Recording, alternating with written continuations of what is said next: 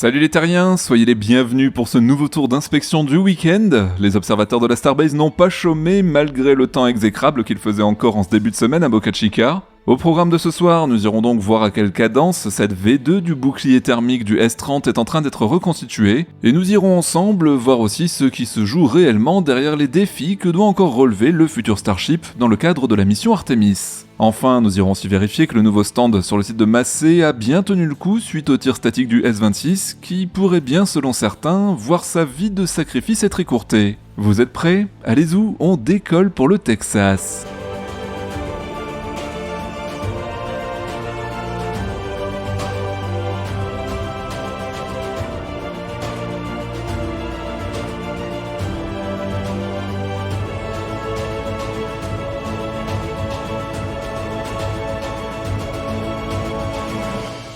Salut les terriens, merci Quentin. Il s'en est passé des choses en 6 ans et on peut en un clin d'œil voir la formidable évolution du site de Boca Chica en comparant ces deux photos que nous montre ici Maurizio. Oui, le temps passe et ce n'est pas lui qui nous dira le contraire, puisque celui que nous accompagnons régulièrement dans les airs, afin de nous tenir informés des dernières avancées sur les travaux de la Starbase, a décidé de se faire un peu de pub. Et oui, on n'est jamais aussi bien servi que par soi-même.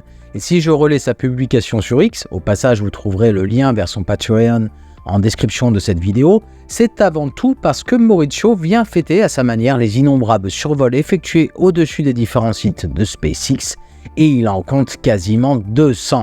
Alors bien évidemment, et même si les secrets des hangars et de la toute nouvelle Star Factory sont désormais gardés jalousement par les dieux de l'aérospatiale, résistant à toute tentative de prise de vue extérieure, heureusement des images continuent à nous parvenir. À l'instar de cette photo prise par Starbase Surfer, où l'on voit bien le talon d'Achille du deuxième étage, ou devrais-je dire l'aile d'Achille, bon, sans mauvais jeu de mots, on aperçoit l'espace entre l'aile et la coiffe du vaisseau, dans lequel certaines parties en acier sont exposées au niveau de la charnière, et qui ne semblent d'ailleurs pas du tout protégées. Alors certes, on imagine que SpaceX va recouvrir également ces parties-là. Depuis le dernier vol, on sait que ce sont des parties qui sont très exposées. On se penche plus en détail sur le sujet lors de notre point sur les prototypes. Mais avant de nous pencher plus sérieusement sur le S-30 et sur son tout nouveau bouclier thermique, rendons-nous d'abord sur le site de lancement. Et une fois sur place, on va commencer par, une fois n'est pas coutume, prendre de la hauteur en allant rejoindre les ouvriers qui s'activaient en milieu de semaine encore sur le dispositif de déconnexion et de déconnexion rapide de la platine de ravitaillement. En effet, entre chaque lancement, ce dernier doit être vérifié, inspecté et éventuellement réparé. On voit ici que la grue, en soulevant ce petit appendice mobile et rétractable, indispensable à l'énorme QD Arm, permet ainsi aux travailleurs de se pencher de plus près sur ce qu'on devine être des dégâts causés par le dernier vol. Il semblerait bien que l'opération consiste à remplacer les deux vérins, sans doute HS, qui permettent la mobilité du dispositif. On vous tiendra bien sûr informé. Si on descend un petit peu le long de Mekadzilla, on aperçoit des ouvriers évoluer sur les bras de la tour. Des chopsticks qui semblent avoir bien résisté à la dernière tentative, mais qui sont, comme chaque équipement, dispositif ou infrastructure du pâtir, inspectés de fond en comble afin de s'assurer que tout sera en bon état de marche pour la prochaine échéance. En vue de la prochaine tentative de rattrapage du booster, en tout cas si elle a lieu, si elle peut avoir lieu, les amortisseurs des bras de la tour ont été testés pour aider à adoucir leur emprise sur le B12 lors de la toute dernière phase du 5e vol. Si on descend encore d'un étage, nous arrivons au Stage 0, où la table orbitale n'échappe pas à la règle. En effet, on aperçoit que chaque partie de cette dernière est vérifiée là aussi. On voit clairement les traces laissées par le 4e vol, les équipements brûlés, les tuyaux et les câbles, les pieds de la table orbitale calcinés par les 33 Raptors de feu le B11. Ce chantier, dans son ensemble, est parsemé au passage de parasols pour faire un peu d'ombre aux ouvriers en raison de la chaleur qui règne désormais à Boca Chica, alors qu'il y a peu encore, pendant plusieurs jours, une tempête a complètement rincé la Starbase. Poursuivons notre tour d'inspection avec la ferme à ergols qui, dans son ancienne configuration bientôt, ne sera plus du tout. Alors effectivement, les équipes de SpaceX ont en effet commencé cette semaine le démantèlement des 3 derniers réservoirs verticaux qui faisaient encore de la résistance et dont on se demandait encore il y a peu, sur le journal de la Starbase, s'ils garderaient encore leur fonction. Je crois que désormais nous sommes bien fixés sur leur destin commun, mais rien de surprenant à cela, SpaceX ayant décidé de coucher tous ces réservoirs pour des questions évidentes de sécurité du pas de tir. Notez qu'il s'agit du démantèlement d'un ancien réservoir à oxygène, mais en parallèle et afin de le remplacer, un nouveau réservoir, cette fois-ci horizontal, a été livré. D'ailleurs, le parc à réservoirs horizontaux, qui constitue en quelque sorte la V2 de la ferme à Ergol, a vu d'autres emplacements être préparés pour y installer des supports sur lesquels d'autres réservoirs seront bientôt fixés. Selon certains membres de NASA Spaceflight, les 2 pas de tir seront ravitaillés par une seule ferme à Ergol, augmentée et réagencée, libérant de l'espace pour le second pas de tir. Pour ce qui est des réservoirs verticaux dont nous venons de parler, ils bloquent actuellement l'entrée principale du site de lancement, donc il n'est pas exclu que SpaceX prévoit d'inaugurer une nouvelle entrée principale. Affaire à suivre. Justement, éloignons-nous un peu de ce premier pas de tir et intéressons-nous au deuxième, dont le chantier a eu raison du mur d'enceinte et de son slogan, ainsi que de l'ancienne ferme à Ergol suborbitale.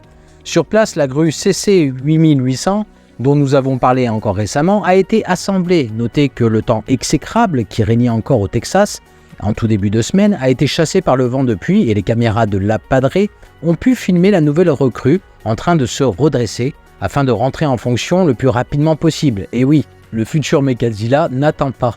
Et d'ailleurs, on voit déjà se former sur la base de cette seconde tour une ouverture qui servira d'entrée pour les travailleurs afin d'opérer également à l'intérieur et d'installer tous les équipements nécessaires à l'assemblage des différents segments encore en attente sur le site de Sanchez. Une fois les murs de cette base érigés, cette partie de la tour sera remplie de béton pour la solidifier, ce qui, rajouté aux fondations revues et corrigées, devrait permettre de construire une V2 de Mechazilla beaucoup plus stable que la première et peut-être moins sujette à une inclinaison dangereuse comme on l'a vu plusieurs fois précédemment sur le journal de la Starbase. Alors c'est quand même fou d'imaginer que ce chantier colossal a tout de même lieu entre 2 tentatives de vol. Rappelez-vous quand même que la Starbase est littéralement un terrain d'expérimentation et de développement, pas uniquement de la fusée Starship, mais également en parallèle un développement des équipements et des infrastructures des différents sites qui composent cette Starbase. D'autant que la colonisation de Mars n'est pas le seul enjeu qui soit en rapport direct avec la réussite ou non de ce programme Starship. Vous voyez peut-être à quoi je fais allusion, mais si la NASA espère bien que la mission Artemis 3 se réalise en temps et en heure, c'est-à-dire en 2026, tout cela ressemble de plus en plus tout de même à des vœux pieux, comme nous le relate ici Éric Berger dans sa revue Ars Technica. En effet, le Starship doit effectuer cette mission périlleuse du transfert d'Ergol en orbite d'un prototype à l'autre, qui n'a jamais été tenté pour rappel auparavant, et ce, au cours des 9 prochains mois, en tout cas si l'entreprise ne veut pas mettre en péril une autre mission spatiale. Officiellement, la NASA maintient que l'agence effectuera un alunissage avec équipage, ce qui constitue l'objectif absolu de la mission Artemis 3 en septembre 2026. Mais presque personne dans la communauté des passionnés d'aérospatial, néophytes et experts confondus, ne semble considérer cette date de lancement comme réaliste. En effet, certaines sources qu'Éric Berger souhaite ici garder anonymes évaluent qu'une date plus probable se situerait plutôt dans une fourchette entre 2028 et 2032. C'est une autre façon de dire que si le Starship de SpaceX n'est pas prêt en 2026, la NASA étudiera plus activement encore les alternatives qui lui seront proposées. La NASA, qui n'a pas encore tranché d'ailleurs à ce sujet et attend de voir, même si elle espère bien que ce test crucial sur la capacité de l'entreprise à transférer les ergols d'un vaisseau à l'autre sera bien démontré au début de l'année prochaine. Ce calendrier est cohérent avec ce que Lisa Watson-Morgan, responsable du programme Human Landing System de la NASA, a récemment déclaré à la revue d'Éric Berger. Il fournit une référence utile pour évaluer les progrès du Starship aux yeux de son agence et se trouve être suffisamment complexe puisqu'il impliquera de nombreuses technologies, mécanismes, capteurs de navigation, déconnexions rapides et autres. Bref, vous l'avez compris les terriens, si SpaceX en bon élève termine ce test au cours du premier trimestre 2025, la NASA aura au moins théoriquement une chance d'effectuer un atterrissage lunaire avec équipage dans les temps, c'est-à-dire en 2026. Affaire à suivre de très près. Et pour que ce délai soit respecté, que de travail à fournir en amont. Et oui, je l'évoquais au tout début de la vidéo, le bouclier thermique est en train de subir une mise à jour sans précédent dans l'optique du 5e vol que la Madame Irma de l'aérospatiale, je parle bien sûr ici d'Elon Musk, il me pardonnera, annonce à la fin du mois de juillet. Alors bien sûr je taquine volontairement le PDG de SpaceX, mais une chose est certaine, c'est que les délais entre chaque tentative ont considérablement été raccourcis, preuve des nets progrès accomplis ces derniers mois. Néanmoins, et c'est là où nous sommes peut-être un peu plus perplexes avec l'équipe du journal de l'espace, le bouclier thermique va devoir encore probablement recevoir de nombreuses mises à jour avant de pouvoir recevoir l'étiquette 100% réutilisable.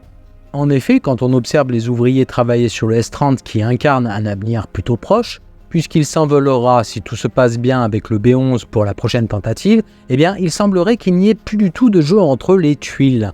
Alors, les Starbrick semblent jointives après la pose, comme on peut le voir sur ces images. Peut-être que le nouveau matériau ablatif se caractérise par un coefficient de dilatation nul, ce qui permet de supprimer les jeux entre chaque tuile, permettant également de gagner en résistance et augmentant significativement la protection globale. En dessous des tuiles posées sur le ventre du deuxième étage, il semblerait que l'ancienne moquette blanche reste posée avec son filet de retenue. On suppose donc que la nouvelle sous-couche ablative pourrait se limiter aux ailerons et aux parties localement très exposées comme nous l'évoquions dans les news légères. Les nouvelles tuiles semblent donc légèrement plus minces à vue d'œil, mais cela reste à confirmer. Et pour ce qui est du processus de pose en tant que tel, eh bien, il n'a pas l'air trop rapide. Et si l'on en croit les images capturées par Starship Gazer, en effet, la séquence que j'ai montée ici, afin de vous la faire plus courte, parce qu'elle dure quand même en réalité 6 minutes, eh bien, seulement 2 tuiles ont été posées. Et ce n'est certainement pas la faute de cet ouvrier, visiblement très appliqué, qui manipule avec un soin extrême les Starbrick. Il semblerait que ces précautions soient dues à un accrochage très délicat. Cela nécessite pas mal d'ajustements manuels pour faire correspondre des clips métalliques avec ces encoches prévues sur chaque tuile. Quand on sait que le bouclier thermique de chaque deuxième étage compte en moyenne et de mémoire environ 18 000 tuiles, il va falloir s'armer de patience. D'autant que si Elon Musk prédit une fusée réutilisable à 100%, l'histoire ne dit pas, là aussi, à quelle cadence le deuxième étage pourra être réutilisé, surtout si entre chaque vol, la manutention est extrêmement lente et précautionneuse. Affaire à suivre là aussi. Pour ce qui est de l'avenir un peu plus lointain, disons, penchons-nous à présent sur le B15, un futur premier étage dont vous voyez ici le Downcomer. C'est le tube relié au réservoir de méthane qui traverse le réservoir à oxygène pour venir alimenter les Raptors et qui a été nettoyé avec grand soin. Et oui, pas question de laisser traîner des impuretés à sa surface, d'autant qu'il a dû être exposé aux éléments pas mal de temps avant d'être rapatrié sur le site de production. Un peu plus tard, il a été hissé, puis emmené à l'intérieur du premier Mégabé afin d'être installé. Pour rappel, ce booster sera amené à voler en principe pour le 8e vol, si tout se passe bien et que la logique numéraire de SpaceX est respectée jusque-là. Restons dans cet avenir un peu plus lointain, même si connaissant SpaceX, nous allons encore faire probablement un bond dans le temps. Avec ici une simulation de la disposition des 35 moteurs annoncés récemment et qu'on évoquait encore mercredi dernier. The Space Engineer a développé un aperçu qui nous permet ici d'apprécier à la fois la nouvelle répartition des Raptors sur les jupes des nouvelles versions du Super Heavy, mais aussi d'observer leur amplitude de mouvement, puisque pour rappel, les moteurs centraux sont orientables.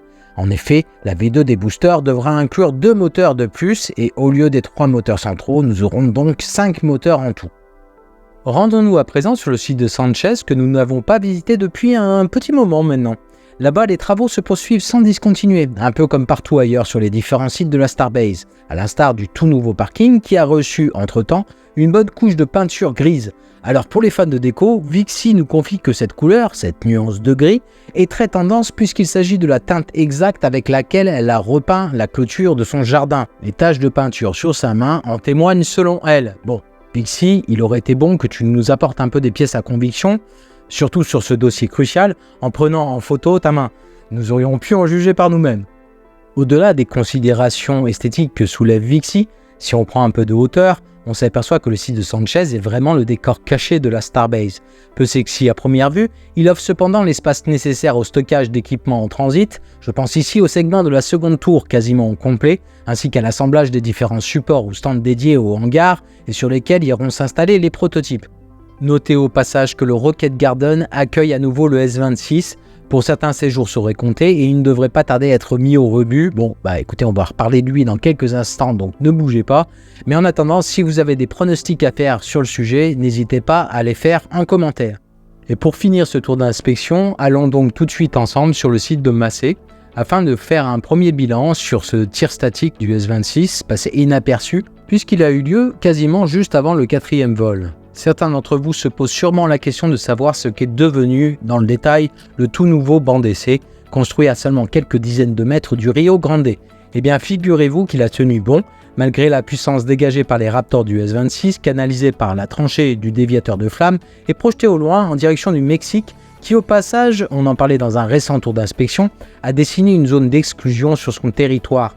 En résumé, le stand a donc tout à fait rempli sa fonction, puisqu'il a épargné le prototype testé et les infrastructures du site, mais également l'intégrité de sa plateforme. Lors du récent survol de Mauricio, on voit clairement que le déluge du déviateur a tenu bon et que l'ensemble du dispositif n'a pas du tout été impacté par le feu des Raptors. En prime, et c'est bien là qu'est l'intérêt premier de ce nouveau lieu dédié au tir statique, la Highway 4, la route qui dessert les différents sites de la Starbase, a pu rester ouverte pendant le test.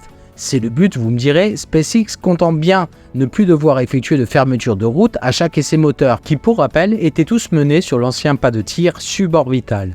Un changement qui peut paraître anodin, mais qui se traduira par des cadences plus rapides lors des campagnes de test, puisque nul besoin désormais de solliciter l'administration du comté de Cameron au moindre tir statique.